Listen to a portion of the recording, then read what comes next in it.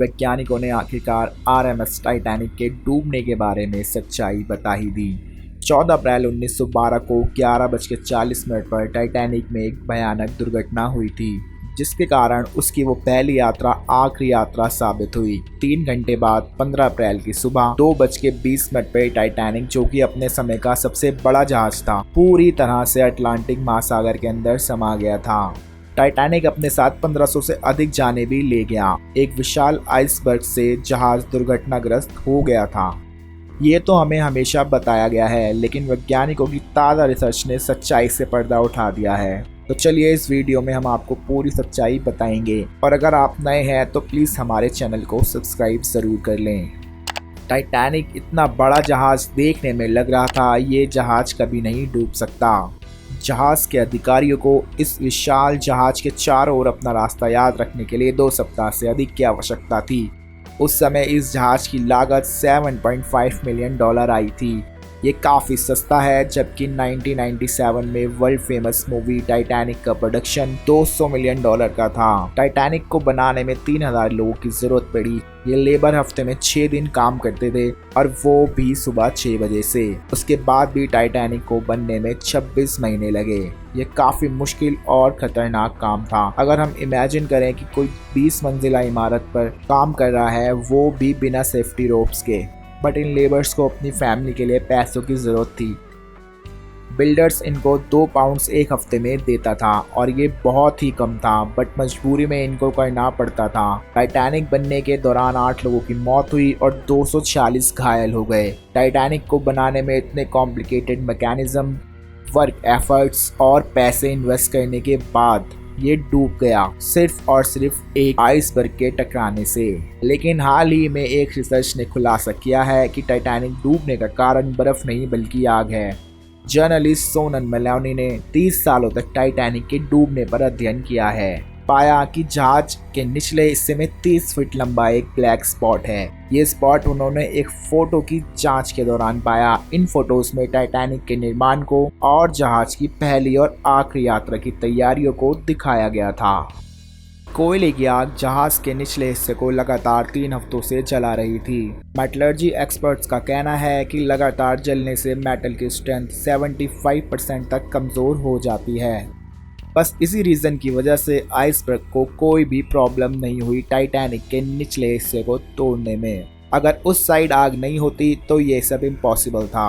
But fact यही है कि आइसबर्ग एग्जैक्टली उसी हिस्से पे लगा जहां की सतह आग के कारण कमज़ोर हो चुकी थी।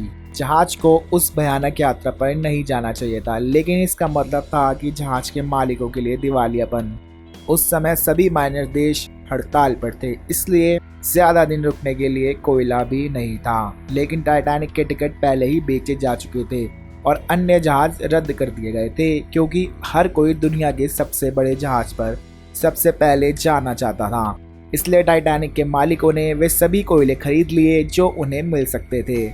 इसलिए सच्चाई को छिपाने के लिए जहाज के इस हिस्से को इस तरह से मोड़ दिया गया कि आग के निशान बंदरगाह से दूसरी साइड हों और पैसेंजर्स इस चीज़ को ना देख पाए। तो इस तरह यात्रा शुरू हुई टाइटैनिक की।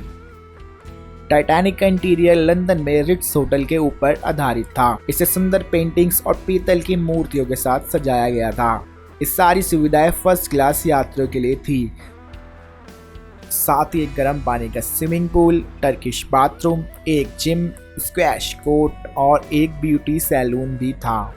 यहाँ एक स्पेशल प्लेस बनाया गया था जहाँ फर्स्ट क्लास पैसेंजर्स अपने कुत्तों को घुमाते फिराते और खिलाते थे, और यहाँ तक कि इन डॉग्स को यात्रा के दौरान ट्रेन भी किया गया था।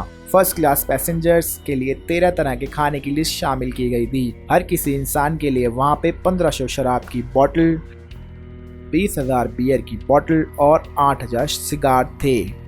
लेकिन एक भी दूरबीन नहीं थी। दूरबीन हमने इसलिए कहा क्योंकि अगर ये होती तो इतनी भयानक दुर्घटना जो कि 1500 लोगों की जान ले बैठी, ऐसा शायद ना होता।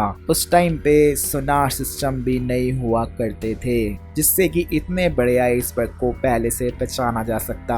इतने बड़े आइसबर्ग को देखने के बाद भी अगर टाइटैनिक की स्पीड कम कर ली जाती या उसे रोक दिया जाता तो शायद इतनी बड़ी दुर्घटना के होने से बचा जा सकता था। लेकिन ये टाइटैनिक की इमेज को खराब कर सकता था, इसलिए जहाज अपनी पहली वाली गति से ही आगे बढ़ता रहा। एक और लापरवाही जो सामने आई वो थी जहाज पर पर्याप्त लाइफ बोट्स का ना होना। टाइटैनिक में लोगों के हिसाब से 60 लाइफ बोट्स का ऑर्डर दिया गया था, लेकिन टाइटैनिक के चीफ डिजाइनर अलेक्जेंडर ने 48 लाइफ बोट्स को ले जाने का प्लान बनाया और लास्ट में उन्होंने इसे भी कम करके सिर्फ 20 लाइफ बोट्स को ले जाने का फैसला किया। अगर लाइफ बोट्स की संख्या ज्यादा होती तो ज्यादा से ज्यादा लोगों को बचाया जा सकता था, लेकिन कुछ लोग कैप्टन स्मिथ को दोषी मानते हैं क्योंकि कैप्टन स्मिथ ने शुरुआती कुछ लाइफ बोट्स को आधा खाली रखा। लाइफ बोट्स में 65 लोगों की जगह थी, लेकिन सिर्फ 27 लोगों को ही लाइफ बोट्स में बैठने दिया गया। शुरुआत में लोग जहाज छोड़ने के लिए तैयार नहीं थे, उनको ये एहसास ही नहीं हुआ था कि वह खतरे में है और ये जहाज डूब सकता है। तो आज के लिए बस इतना ही। वीडियो को लाइक कीजिए, शेयर कीजिए और चैनल को सब्सक्राइब करना ना भूलें। Thank you.